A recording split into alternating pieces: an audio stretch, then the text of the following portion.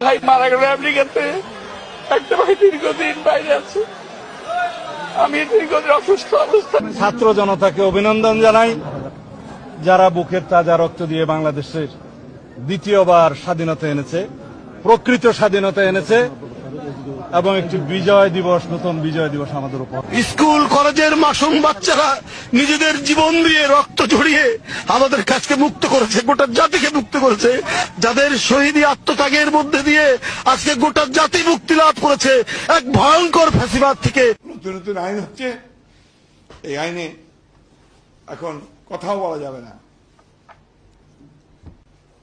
যাবজ্জীবন কারাদণ্ড, 1 কোটি টাকা জরিমানা।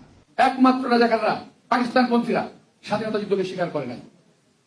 তারা এখন বলতে চায় ওই স্বাধীনতা স্বাধীনতা না, দ্বিতীয় স্বাধীনতা রয়েছে। আমি প্রথম প্রবেশ করেছি, দ্বিতীয় স্বাধীনতা বলে বাংলাদেশে কিছু নাই। স্বাধীনতা একবারই আসে এবং রক্তক্ষয়ী সংঘর্ষের মাধ্যমে আমরা স্বাধীনতা যুদ্ধ করেছিলাম এবং যুদ্ধে জয়লাভ করেছিলাম। নীল কালার যে ফর্মটা আছে, এটা সংবিধান সংস্কার পরিষদ সদস্যদের শপথ ফর্ম। আমরা কেউ সংবিধান সংস্কার পরিষদের সদস্য হিসেবে নির্বাচিত হইনি। গণভোট বলে কিছু নাই, গণভোট বলে কোনো আলোচনার বিষয় নেই।